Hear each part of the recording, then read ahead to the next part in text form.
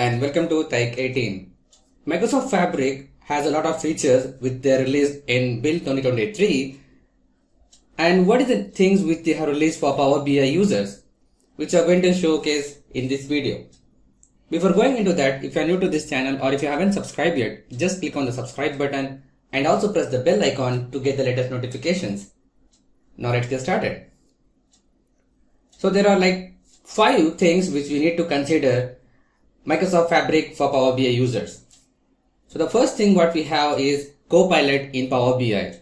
So Copilot in Power BI in every layer of the development process, whether you want to go for a data modeling or if you want to go for a DAX or if you want to go for a visualization purpose. So everything, everywhere you will get an assistant from Copilot. As it is using the power of large language models, you can simply describe the visual and insight you need and Copilot will do the rest. You just need to instruct them and it can do the job for you.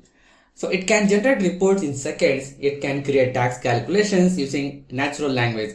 Even if you know only English, you can describe in English, or if you know in German, you can also describe everything in German. So right now there may be some limitations on the language, I believe, but it will increase in future as well.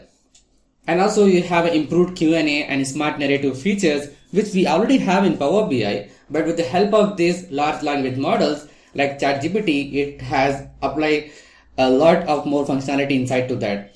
So it can apply theme for your organization from another report. That's really an amazing feature. And it can also has an option of where we can view the DAX results we were in the Power BI itself, like what we have in DAX Studio. Similarly, we can also make use of that functionality. So that's one thing. And the next thing what we have is OneLake and Direct Lake mode. So what actually it means is Microsoft Fabric native storage is OneLake. So I have a separate video on that, what is OneLake. So we can also have a look into that. So OneLake is nothing but a default storage for Microsoft Fabric, which is Data Lake and Parquet as a native format for that. So we have a 3 types of modes in Power BI, right? So import mode, direct query and live connections. So the newly introduced one is Direct Lake mode, which is basically we can connect to the OneLake directly in Power BI. So there is no refresh required. It is always synced with the lake house. So that's the beauty of that. So the next diagram is, it shows here how it actually works. What is OneLake and Direct Lake mode? So since the beginning in Power BI, we had like 2 different kinds of connection mode. One is import and direct query.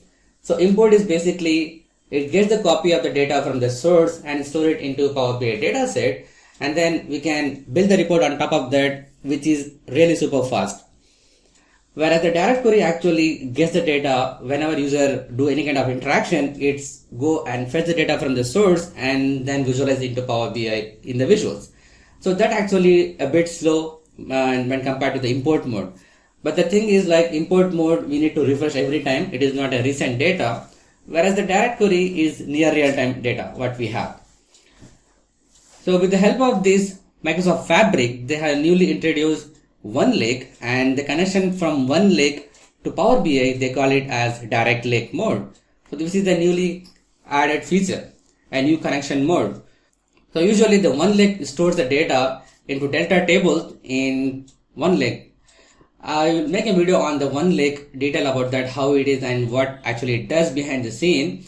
But for now, you just say that OneLake stores the data into Delta tables, and this table we can directly access into Power BI to get this real-time, near real-time, and with the import kind of fast performance. So it includes both the functionality of import and direct query mode, which is near real-time and also fast enough to interact with the users. There is no refresh required. It is always synced with the lakehouse. So that is basically the OneLake mode in Power BI, which if you are using Microsoft Fabric Lake functionality. The next option what we have is the Git integration for Power BI dataset and reports. So we can convert the Power BI file into Power BI project, which creates a folder with 2 or more folders inside to that. One dataset, another is for the report purpose. So developer can connect to Azure DevOps, track changes, revert the old versions and merge brands when collaboration with multiple users. Can do all the standard procedure of software development using Git, automated testing, automated build and CI/CD pipelines.